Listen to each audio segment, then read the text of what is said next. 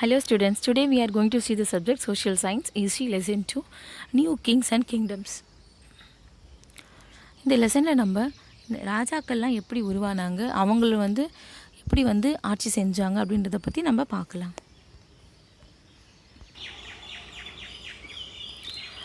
Many new dynasties emerged after the 17th century. Map shows the major ruling dynasties in different parts of the subcontinent between 7th century and 12th centuries. அதாவது here you see the map of kingdoms.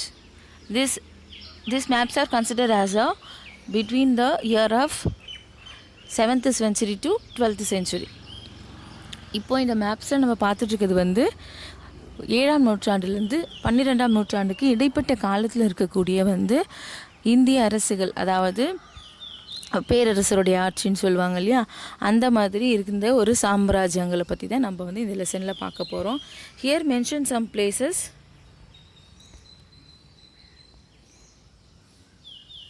Cholas, Rashtrakutas, Cheras, Chahamanas, Chandels, Paramars, Gurjara Pratiharas, Palas, இது எல்லாமே எதை குறிக்குது அப்படின்னா, இது எல்லாமே ஒரு பெரிய ஒரு அரசுகளை குறிக்குது. ஓகேவா? The first topic is the emergence of new dynasties. இந்த dynasties எப்படி உருவானுச்சு அப்படின்னு. By the 7th century there were a big landlords and or warriors chiefs in different regions in the subcontinent. அதாவது இந்த 7ஆம் நூற்றாண்டில் நிறைய நிலத்தை வச்சுருக்கவங்க இருப்பாங்க இல்லையா, அவங்க அப்படி இல்லை அப்படின்னா ஒரு இராணுவம் இருக்கும், ஒரு படையெல்லாம் மெயின்டைன் பண்ணிகிட்ருப்பாங்க இல்லையா, அந்த மாதிரியான போர் செய்யக்கூடியவங்களே கொஞ்சம் பெரியவங்களாக இருக்கிறவங்க, ஒரு நல்ல பதவியில் இருக்கிறவங்க, இப்படி இருக்கிறவங்கெல்லாம் வெவ்வேறு காலத்தில் வெவ்வேறு இடங்களில் என்ன பண்ணிகிட்ருக்காங்க அப்படின்னா வாழ்ந்துட்டுருக்காங்க. அதாவது அவங்க வாழ்கிற பகுதியில் அவங்க ஒரு பெரிய ஆளாக இருக்கிறாங்க. Existing the kings often acknowledged them as subcontinents or samantas. They were expected to bring gifts to their kings or overlords, be present at their courts and provide them with a military support as samantas gained power and wealth. இப்போது அந்த பகுதியை சேர்ந்த பெரியவங்க இருக்கிறாங்க, அதாவது சப்கான்டினென்ட்ஸில் ஒரு முக்கியமான ஒரு தலைவர் இருக்கிறாருன்னு வச்சுக்கோங்க. இப்போ இவங்க என்ன பண்ணுறாங்க அப்படின்னா, அந்த பகுதிக்கு தான் பெரிய ஆள், தான் ஒரு பொறுப்பு அப்படின்னு சொல்லி என்ன பண்ணிக்கிறாங்க, அவங்களே முடிவு பண்ணிக்கிட்டு அந்த மக்களுக்கு கொஞ்சம் உதவி செய்தாலே அவங்க அந்த பகுதியில் அவங்க தான் பெரியவங்கன்னு நினச்சிக்குவாங்க இல்லையா.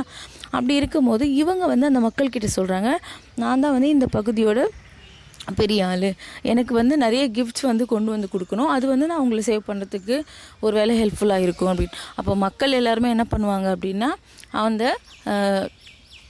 சப்கான்டினோட லீடராக இருக்காங்க இல்லையா, அவங்கள என்னென்னு மென்ஷன் பண்ணுறாங்க அப்படின்னா சமன்டாஸ் அப்படின்னு மென்ஷன் பண்ணுறாங்க.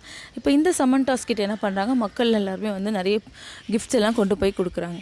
இப்போ ஆல்ரெடி அவர் அந்த சமன்டாஸாக இருக்கிறவங்களே ஆல்ரெடி வெல்ஃபுல்லாக நல்லா தான் இருக்கிறாங்க, ஒரு பவரில் இருக்கிறாங்க. இப்போ இந்த பொருட்களும் சேர்ந்து அவங்களுக்கு இன்னும் என்ன ஆகுது அப்படின்னா ஒரு பெரிய பலத்தை கொடுக்குது. அப்போ இவங்க என்ன செய்கிறாங்கன்னா ஒரு மிலிட்ரி ஃபோர்ஸஸை என்ன பண்ணுறாங்க அப்படின்னா தங்களுக்குன்னு உருவாக்குறாங்க. இதுக்கு அப்படின்னா அப்போ தான் மக்கள் அவங்களை சமன்டாஸ்ன்னு ஏற்றுக்குவாங்க. இந்த மிலிட்ரி ஃபோர்ஸஸ் மூலிமா அவங்க இருக்கக்கூடிய பகுதிகளை பாதுகாத்துக்கலாம் அப்படின்றதுக்காக. As Samantas gained power and wealth, they declared themselves to be a Mahasamanta, Maha Mandaleshwara, the great lord of a circle of region, and so on. Sometimes they asserted their independence from overlords. இப்போது இந்த சமன்டாஸ் என்ன பண்ணுறாங்க அப்படின்னா ஒரு பெரிய பகுதியை சேர்ந்த ஒரு சமன்டாஸ் என்ன பண்ணுறாருன்னா தன்னை ஒரு மகா சமன்டாஸ் அப்படின்னு அழைக்கிறார். இப்போ நம்ம தமிழில் சொல்லுவோம் இல்லையா, அரசர், பேரரசர். அரசர்னால் ஒரு சின்ன பகுதிகளை சேர்ந்து ஆட்சி செய்கிறவர், பேரரசன்றவர் நிறைய பகுதிகளை பெருசாக வச்சு அதில் ஆட்சி செய்கிறவர் தான் நம்ம அப்படி சொல்லுவோம். இங்கேயும் அதே தான். சமன்டாஸ்ன்றது ஒரு சப்கான்டினென்ட் பகுதியில் மட்டும், ஒரு குறுகிய பகுதியை மட்டும் அவங்க லீட் பண்ணவங்களாக இருந்தாங்க. இப்போது ஒரு பெரிய பகுதிக்கு சொந்தக்காரர் என்ன பண்ணார்னா தன்னை வந்து மகா சமண்டாஸ் அப்படின்னு அழைக்க ஆரம்பிச்சிட்டாரு. அப்படி இல்லைன்னா மகா மண்டலேஸ்வரா அப்படின்னு வந்து கூப்பிட்டு ஆரம்பிச்சுக்கிட்டாங்க. இப்போ இதுக்கு என்ன அர்த்தம் அப்படின்னா the great lord of a circle or region, அதாவது இந்த பெரிய பகுதிக்கு தான் தான் தலைவர், தான் தான் எல்லாமே அப்படின்ற மாதிரியான ஒரு டைட்டில் அவங்களுக்கு வச்சுக்கிறாங்க. We see some example about the topic. One such instance was that of the Rashtrakutas in the Deccan.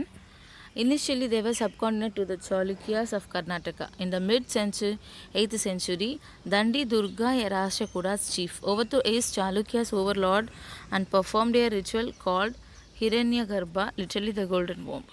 அதாவது இப்போது இந்த மாதிரியான லேண்ட்லார்ட்ஸா, அதாவது அந்த சமண்டாஸா இல்லைன்னா மகா சமண்டாஸா யாரெல்லாம் இருந்தாங்க, யார் யாருக்கு இருந்தாங்க அப்படின்னு. இப்போ ராஷ்டிரகூடாஸ் நம்ம மேலே வந்து மேப்பில் பார்த்தோம் இல்லையா, அதுதான் இங்கே பாருங்கள். ராஷ்டிரகூடாஸ் இன் டெக்கன் பகுதிகளில் ராஷ்டிரகூடாஸ் அப்படின்றவங்க தான் வந்து அங்கே ஒரு பெரிய லீட் பண்ணக்கூடிய சமண்டாஸாக இருந்தாங்க. இவங்க வந்து இந்த சாளுக்கியாஸ் இருக்காங்க, அவங்களுடைய ஒரு இணைந்த அவங்கள லீட் பண்ணக்கூடியவங்களாக இருந்தாங்க கர்நாடக பகுதிகளில். இதுவே 8th சென்ச்சுரியில் என்ன ஆச்சு அப்படின்னா இந்த தண்டி துர்கா அந்த குரூப் வந்து என்ன பண்ணாங்கன்னா இந்த தண்டி துர்கான்றவர் இந்த ராஷ்டிரகூடாஸோட ஒரு சீஃப், அவங்களோட ஒரு தலைவர். இவர் என்ன பண்ணார் அப்படின்னா இந்த சாளுக்கியாவோட ஓவர்லாடாக அந்த பகுதியும் சேர்த்து என்ன பண்ணிக்கிட்டார் அப்படின்னா அவரே வந்து லீட் பண்ணுறதுக்காக பார்க்குறாங்க. இப்போ இவங்க இந்த a ritual called Hiranyagarbha, the literally the golden womb, when the ritual was performed with the help of Brahmanas, it was through the lead to the rebirth of the sacrificer as a Rashtriya, even if he was not one by birth. அதாவது இப்போது இவர்கள் வந்து ஒரு அரசராக ஆகணும், இவங்க அரசராக ஆகலாமா வேணாமா, இவங்க எதை வச்சு அந்த முடிவுக்கு வருவாங்க அப்படின்னா அந்த காலத்தில் இருந்த பிராமணர்கள் வந்து சொல்லி கொடுத்த ஒரு விஷயம் என்ன அப்படின்னா இப்போ இவர் வந்து கிஃப்ட்ஸ் எல்லாம் வாங்கிட்டு ராஜாவுக்கு தேவையான எல்லாத்தையும் என்ன பண்ணிடுவாங்க அப்படின்னா ரெடி பண்ணிடுவாங்க, பவர்ஃபுல்லாக இருப்பாங்க. இருந்துட்டு இவங்க என்ன பண்ணணும் அப்படின்னா ஒரு ரிச்சுவல் செய்யணும். ரிச்சுவல் அப்படின்னா ஒரு மத சடங்கு இல்லையா, அந்த மாதிரி ரிச்சுவல் என்ன செய்யணும் அப்படின்னா விலங்குகளை சிலதெல்லாம் பலி கொடுக்கறது அந்த மாதிரி இருக்குது. இப்போ அந்த இதில் தான் வந்து இந்த அஸ்வமேதா யாகம்ஸ்லாம் வந்து நீங்கள் 6th ஸ்டாண்டர்டில் படிச்சிருப்பீங்க. இப்போது இந்த விலங்குகள் பலி கொடுக்கறது மூலிமா அவங்க வந்து இந்த பலி வந்து அக்செப்ட் ஆகிடுச்சா ஆகலையா அப்படின்றத தெரிஞ்சுக்குவாங்க. ஒருவேளை அது அக்செப்ட் ஆகிடுச்சுன்னா நீங்கள் வந்து ராஜாவாக இருக்கலாம், அக்செப்ட் ஆகலை அப்படின்னா நீங்கள் வந்து ராஜாவாக இருக்க முடியாது. இது வந்து எதை பொறுத்து செய்வாங்க அப்படின்னா இது அஸ்வமேதா யாகம் பொறுத்து செய்வாங்க. அஸ்வம்ன்றது குதிரை. இதுக்கு நிறைய வந்து விளக்கங்கள் இருக்குது. இப்போது இன்னொரு அதே மாதிரியான ரிச்சுவல் தான் என்ன அப்படின்னா இந்த ஹிரண்யகர்பா. இதுக்கு என்ன அர்த்தம் அப்படின்னா கோல்டன் ஓம் அப்படின்னு அர்த்தம். ஓம்ன்றது வந்து நம்ம கருவறை சொல்லுவோம் இல்லையா, கர்ப்பப்பை சொல்கிறோம் இல்லையா, அந்த மாதிரி. இப்போது ஏன் இந்த ஹிரண்யகர்பா பற்றி சொல்கிறாங்க அப்படின்னா இப்போது இந்த ரிச்சுவல் செய்கிறவர் என்ன பண்ணுவார் அப்படின்னா அவங்களுக்கு இருந்த ஒரு நம்பிக்கை என்னென்னா நம்ம நிறைய ஜென்மங்கள் வந்து பிறந்து வருவோம் அப்படின்றது. அப்போது அவங்க அடுத்த பிறவியும் என்ன பண்ணணும்னா நல்லா பிறந்து வரணும், ஒரு ராஜாவாக இருக்கணும் அப்படின்றதுக்காக செய்யக்கூடிய ரிச்சுவல் தான் இந்த ஹிரண்யகர்பா.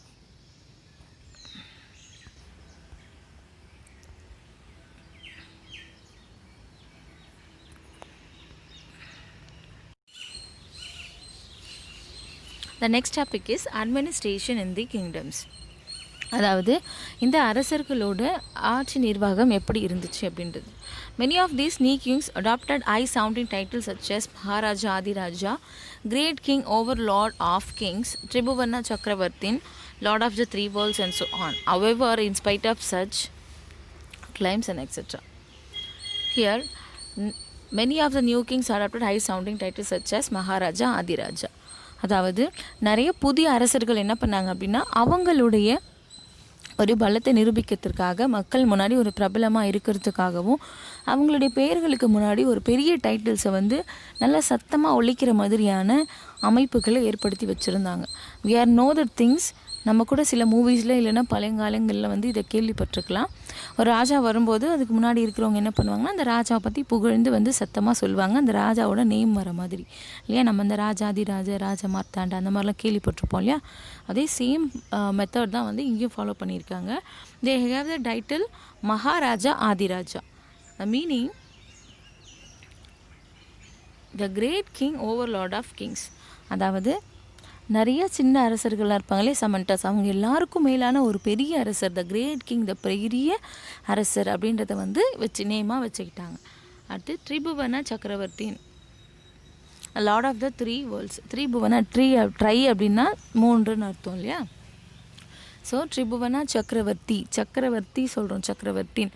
அப்போது ஒரு பெரிய 3 பகுதிகளை சேர்ந்த ஒரு பெரிய சக்கரவர்த்தி அப்படின்றது தான் வந்து இங்கே திரிபுவன சக்கரவர்த்தி. They often shared power with their samantas as well as with associations of peasants, traders and brahmanas. இப்போது இந்த பெரிய வந்து பேரரசர்கள் இருக்காங்களே, லேண்ட்லார்ட்ஸ், த கிரேட் கிங்ஸ், இவங்களுக்கு கீழே வந்து யாரெல்லாம் ஆட்சி செஞ்சாங்க அப்படின்னா சமண்டாஸ், அதாவது சின்ன சின்ன நிலங்களுடைய தலைவர்கள். நம்ம ஏற்கனவே பார்த்தோம் சமண்டாஸ். இவங்களுக்கும் ஒரு அதிகாரம் இருந்துச்சு. இந்த சமண்டாஸ் கூட யாரெல்லாம் கனெக்டடாக இருந்தாங்க இந்த ரூல் பண்ணுறதுல அப்படின்னா peasants, traders and brahmanas. peasants, who is peasants? peasants யார் அப்படின்னா அடிப்படையாகவே அந்த பகுதியில் இருக்கக்கூடிய அக்ரிகல்ச்சர் சார்ந்த வேலைகளை செய்யக்கூடிய உழைக்கும் மக்கள், அடித்தட்டில் உழைக்கிற மக்கள் இருப்பாங்களே அவங்க உழைக்கும் மக்கள். ட்ரேடர்ஸ்ன்றவங்க அந்த பொருட்கள் எடுத்து வியாபாரம் செய்யக்கூடியவர்கள். பிராமணாஸ் யார் அப்படின்னா அவங்களுடைய மத சடங்குகளை செய்யக்கூடியவர்கள். ராஜாக்கள் எல்லாருமே வந்து நிறைய மத சடங்குகளை செய்கிறவங்களாக இருந்தாங்க. In each of these states resources were obtained from the producers, that is peasants. அதாவது ஒரு அரசு வந்து நிர்வகிக்கணும் அப்படின்னா அதுக்கு என்ன தேவை அப்படின்னா ஒரு ரிசோர்ஸஸ் தேவை. இப்போ ரிசோர்ஸஸ்னால் என்ன அப்படின்னா மணின்னு கூட சொல்லலாம். இப்போ ஒரு அரசை நடத்தணுன்னா மணி வேணும். இப்போ நம்ம கூட அரசு கஜானா அப்படின்னு சொல்லுவோம் இல்லையா? இப்போ இந்த ரிசோர்ஸஸ் இவங்களுக்கு எங்கே இருந்துல வரும்? Where they are obtain the resources. The first one is producers, that is peasants. இப்போ அந்த அடித்தடை மக்கள்கிட்ட இருந்து ஒன்று அவங்க விளைவிக்கிற பொருட்களையே வாங்கிக்கலாம், இல்லை அந்த பொருட்களுக்கான மதிப்பான ஒரு பணமாக கூட என்ன பண்ணிக்கலாம் அப்படின்னா இந்த அரசர்கள் வாங்கிக்குவாங்க. அடுத்து கேட்டில் கீப்பர்ஸ், ஆர்டிசன்ஸ். கேட்டில் கீப்பர்ஸ்ன்றவங்க வந்து மேய்ப்பர்கள் அப்படின்னு சொல்லலாம், இல்லைன்னா அந்த மந்தையை காக்கிறவங்க அப்படின்னு. இப்போது அந்த காலத்தில் எப்படி இருக்கும் அப்படின்னா ஆயிரக்கணக்கான அளவில் வந்து இந்த ஆடுகள் மாடுகள் இந்த கேட்டில்ஸ் என்ன பண்ணுவாங்க அப்படின்னா மேய்ப்பாங்க. இப்போது அவங்க அதுக்கான மணியை கொடுத்துடலாம் அப்படின்னா அவங்களோட கேட்டில்ஸ்லேயே என்ன பண்ணுவாங்க அப்படின்னா கொஞ்சத்தை அவங்க ஒரு குறிப்பிட்ட அளவு அரசருக்குன்னு கொடுத்துருவாங்க. ஆர்டிசன்றவங்க கலைப்பொருட்கள் செய்யக்கூடியவங்க, அவங்களுடைய பொருட்களை என்ன பண்ணிடுவாங்க அப்படின்னா அரசருக்கு கொடுப்பாங்க. அதாவது ஒரு வரி செலுத்துகிற மாதிரி, இந்த இவ்வளோ பங்கு இவ்வளோ கொடுக்கணும் அப்படின்ற மாதிரி அவங்களுடைய பொருட்களை என்ன பண்ணுறாங்க அப்படின்னா அரசருக்கு கொடுக்குறாங்க. who were often persuaded or compelled to surrender part of what they produced. Sometimes they were claimed as a rent due to the lord who asserted that he owned the land. அதான் சொன்னோம் இல்லையா, அவங்களோட பொருட்களே கொடுத்துருவாங்க, இல்லை அதுக்கு உண்டான வந்து நிலத்துக்கான மணியை வந்து அதுக்கான வாடகை பண்ண மாதிரி என்ன பண்ணிடுவாங்க அப்படின்னா கொடுத்துருவாங்க. The next one is 400 taxes. The inscription of the Cholas who ruled in Tamil Nadu refer to more than 400 terms for different kinds of taxes. You know the Cholas, Cheras, Cholas, Pandyas தெரியும் இல்லையா? சேர, சோழ, பாண்டியர்கள். இப்போது இந்த சோலாஸோட இன்ஸ்கிரிப்ஷன்ஸ்னால் கல்வெட்டு, அதாவது கற்களில் வந்து அவங்களுடைய சார்ந்த தகவல்கள்லாம் எழுதி வச்சுருப்பாங்க இல்லையா, அதுதான் கல்வெட்டு. இந்த இன்ஸ்கிரிப்ஷன்ஸ் இந்த சோலாஸை சார்ந்த தமிழ்நாட்டை சேர்ந்த நிறைய இன்ஸ்கிரிப்ஷன்ஸ், இதில் வந்து 400 terms different kinds of taxes இருக்குது. அதாவது 400 விதமான வரிகள் வந்து இவங்க சோலாஸ்க்கு கலெக்ட் பண்ணதாக அந்த கல்வெட்டில் எழுதியிருக்கு. அந்த டேக்ஸஸ்ன்றது என்ன சொல்கிறோம் அப்படின்னா அரசுக்கு கொடுக்கக்கூடிய ஒரு பணமாகவோ இல்லை அவருடைய பொருட்களாகவோ இருக்கும். The most frequently mentioned the taxes veti taken not in the cash but in the form of forced labor and கடமை ஆர் த லேண்ட் ரெவென்யூ. இப்போது ரொம்ப அதிகமாக குறிப்பிடப்பட்டிருக்கிறது என்ன அப்படின்னா வெட்டி அப்படின்னு சொல்லப்படுறது. அப்படின்னா என்ன அப்படின்னா அவங்களுக்கான தொகையோ இல்லை அவங்களுடைய வரியோ செலுத்த முடியாத பட்சத்தில் அவங்க போய் அந்த அரசருக்கு அடிமைகள் மாதிரியே என்ன பண்ணுவாங்கன்னா ஒரு குறிப்பிட்ட வருடங்கள் என்ன பண்ணுவாங்கன்னா வேலை செய்வாங்க. அதை தான் என்னன்னு சொல்கிறாங்க அப்படின்னா வெட்டி அப்படின்னு சொல்கிறாங்க. அவங்க ஃபோர்ஸ்டு லேபர், அவங்க செலுத்தலை அப்படின்னா அரசருக்கு கண்டிப்பாக வேலை செஞ்சு தான் ஆகணும்.